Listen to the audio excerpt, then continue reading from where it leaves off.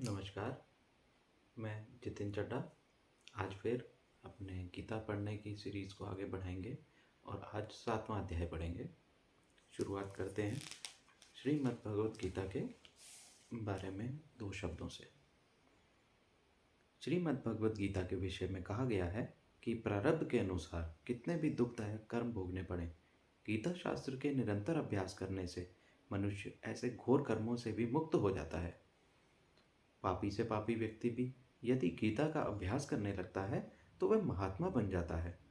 जहाँ पर गीता का अभ्यास होता है वहीं पर सारे तीर्थ होते हैं तथा वहीं पर परमेश्वर भी बसते हैं। गीता परम विद्या है जिसका अभ्यास करने से मनुष्य निश्चित ही भय शोक से परे मुक्ति को प्राप्त करता है। यदि मरते हुए मनुष्य को भी गीता सुनाई जाए तो उसको भी सद्गति प्राप्त होती है। प्रतिदिन गीता अभ्यास के पवित्र जल से स्नान करने से मनुष्य परम पवित्र हो जाता है। गीता का ही ठीक प्रकार से अभ्यास कर लेना चाहिए। अन्य शास्त्रों के अध्ययन से क्या लाभ होता है, क्योंकि गीता भगवान श्री कृष्ण जी के श्रीमुख से निकली गंगा है। जिस गंगा का पवित्र जल पीने से मनुष्य का पुनर्जन्म नहीं होता तथा वह सदा सदा के लिए मुक्त हो जाता है। इस संसार में केवल एक ही शास्त्र गीता है, केवल एक ही परमेश्वर है, देवकी नंदन भगवान श्री कृष्ण। केवल एक ही मंत्र है, श्री कृष्ण नाम का स्मरण, तथा केवल एक ही कर्म है, श्री कृष्ण भगवान की सेवा। आशा है परमेश्वर से प्रेम करने वाले इस गीता का नित्य पाठ कर अपना कल्याण करेंगे। अब 7वां अध्याय शुरू करते हैं।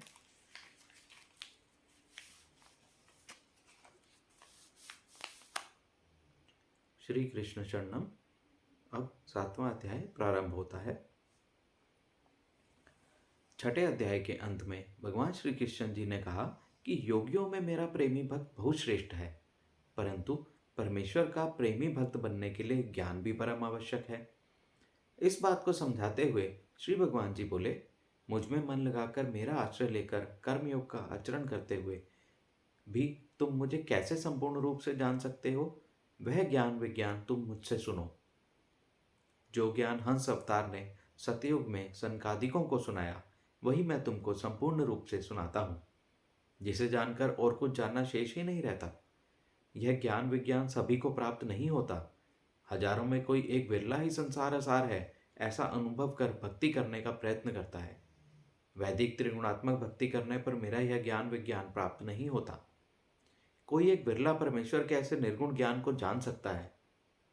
इसी ज्ञान के बारे में बताते हुए श्री भगवान जी कहते हैं, भूमि, जल, वायु, अग्नि, आकाश, मन, अहंकार, बुद्धि, मेरी प्रकृति स्वयंभू है, अर्थात स्वतंत्र है, किसी से उत्पन्न नहीं हुई है, परंतु यह मेरी अपरा छोटे दर्जे की जड़ प्रकृति है। इससे भी श्रेष्ठ मेरी परा प्रकृति है, चैतन्य प्रकृति माया, जो सारे संसार को तथा सभी प्राणी मात्र को धारण करती है, परंतु यह सब मेरी प्रवृत्ति से ही होता है। अतः मुझे संपूर्ण जगत का पैदा करने वाला तथा प्रलय करने वाला जानो। अपरा जड़ प्रकृति से परा चैतन्य माया श्रेष्ठ है तथा परा प्रकृति से मैं श्रेष्ठ हूँ, परंतु मुझसे श्रेष्ठ कुछ भी नहीं है। जैसे माला के एक धागे में सभी मणि पिरोए होते हैं, ऐसे ही सभी जीव देवता प्रपंच मुझ पर आश्रित होते हैं, अर्थात ये तीनों स्वतंत्र होते हुए भी मुझ पर आश्रित हैं। इसी को सर्वात्मक कहा गया है। परमेश्वर सर्वश्रेष्ठ है क्योंकि वह सर्वात्मक तथा सर्वव्यापक है। हे अर्जुन, पानी में रस, चंद्रमा सूर्य में तेज, वेदों में ओंकार, आकाश में शब्द तथा पुरुषों में पुरुषार्थ मैं हूँ। पृथ्वी में पवित्र गंध मैं हूँ, अग्नि मैं हूँ, सब प्राणियों का जीवन मैं हूँ। तपस्वियों में तप मैं हूँ, सब प्राणियों का जीवन मैं हूँ। बुद्धिमान लोगों में बुद्धि मैं हूँ, तेजस्वियों में तेज मैं हूँ। बलवान लोगों में कामना आसक्ति रहित बल मैं हूँ। धर्म के विरुद्ध नहीं है ऐसा काम भी मैं ही हूँ। मेरे बिना इस संसार में किसी भी वस्तु का अस्तित्व संभव नहीं है। ये जो सात्विक राजस तामस भाव हैं, अर्थात त्रिगुणात्मक देवताएं हैं, जो परा प्रकृति है, उनकी सत्ता मेरे स्वरूप में ही है। अतः वे मुझ में है, परंतु मैं उनमें नहीं हूँ। मैं रज तम सत्व से परे निर्गुण हूँ। इन तीनों गुणों ने इस संसार के लोगों को मोहित किया है। अतः संसार के लोग इन तीन गुणों से परे मुझ निर्गुण को नहीं जानते। संसार के अज्ञानी लोग स्वार्थवश कामना युक्त होने के कारण इन तीन गुणों वाली देवताओं को ही परमेश्वर समझकर भजते हैं और मुझ निर्गुण परमेश्वर को नहीं जानते हैं। मेरी मेरी त्रिगुणात्मक प्रकृति माया संसार के लोगों को मोहित कर देती है। अतः इसे पार करना अत्यंत कठिन है। जो केवल मेरी शरण में आते हैं वही इस माया को पार कर सकते हैं।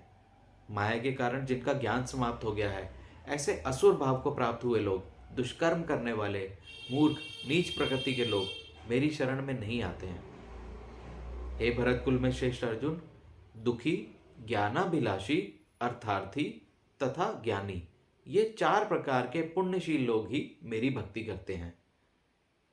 सर्वप्रथम शारीरिक मानसिक दुखों से दुखी होकर मनुष्य परमेश्वर की शरण में जाता है।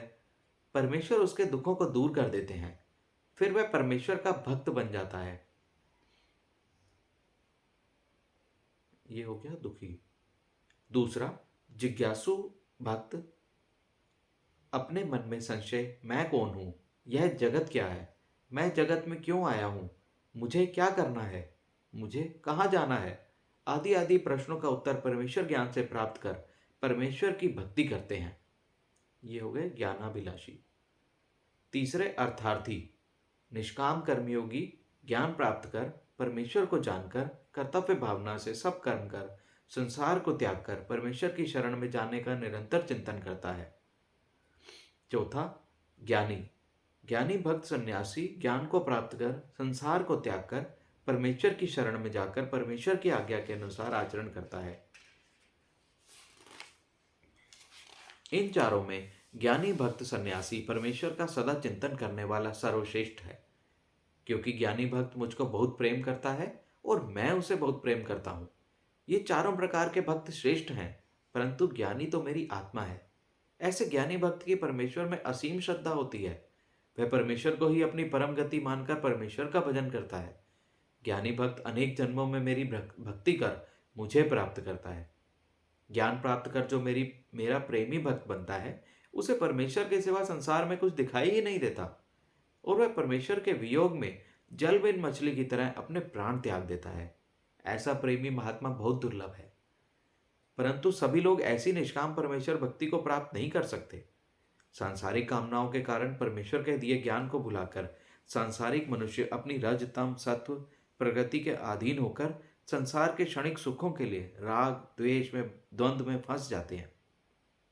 परंतु जो इनसे मुक्त हो जाते हैं, ऐसे लोगों को मेरा ज्ञान प्राप्त होता है और फिर वे मेरी भक्ति दृढ़ता पूर्वक करते हैं। ऐसे ज्ञानी वृद्धावस्था तथा मृत्यु के दुख से छुटकारा पाने के लिए मेरा आश्रय लेकर प्रयत्न करते हैं और मेरी भक्ति करते हैं। ऐसे मेरे भक्त ब्रह्म को, आध्यात्म ज्ञान को तथा कर्म को अच्छे प्रकार समझ लेते हैं। जिन्होंने अधिभूत, अधिदैव व अधियज्ञ मुझको जान लिया है, ऐसे ज्ञानी पुरुष अंत समय में भी मेरा ध्यान करते हैं तथा निश्चित मेरे परम पद मोक्ष को प्राप्त करते हैं।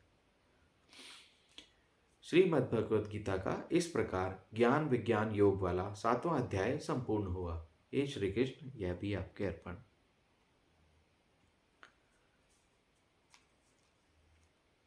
अब हम एक प्रार्थना बोल के फिर इस सेशन को समाप्त करेंगे। त्वमेव माता च पिता त्वमेव, त्वमेव बन्धु च सखा त्वमेव, त्वमेव विद्या द्रविणं त्वमेव, त्वमेव सर्वं मम देवदेव। वसुदेवसुतं देवं कंसचानूरमर्दनं, देवकी परमानन्दं श्रीकृष्ण वन्दे जगद्गुरुं। सह्याद्रिशिखरे रम्यम् अत्र्यंशुनन्दनं, तं वन्दे परमानन्दं श्रीदत्तात्रेय जगद्गुरुं। फलस्थनगरे जातं द्वारावत्या निवासनं, नौम्यं चक्रपाणितं जनकादिजनन्दनं। नेमाम्बोदरसम्भूतं काण्वादनन्तनायकात्, प्रभो नमामि गोविन्दं जीव अविद्याविभञ्जकं। पुत्रं विशालदेवस्य नित्यमुक्तिप्रदायकं, मालनी परमानन्दं वन्दे श्रीचक्रधरगुरुं। पापोऽहं पापकर्माहं पापात्मा पापसम्भवः, त्राहि मां कृपया देव शरणागतवत्सल। सर्वे भवन्तु सुखिनः सर्वे सन्तु निरामया सर्वे भद्राणि पश्यन्तु मा कश्चित् दुःखभाग् भवेत्। हे प्रभु, मेरे पिछले पाप कर्मों को क्षमा कर दीजिए और आगे पाप कर्मों से बचा लीजिए। सदैव के लिए यही वरदान दीजिए। निज चरण शरण प्रेम ही प्रदान कीजिए। निज चरण शरण प्रेम ही प्रदान कीजिए। हे प्रभु, ये सब आपके अर्पण। धन्यवाद। अगले 8वें अध्याय के लिए अगला वीडियो पे कल फिर मिलेंगे। धन्यवाद।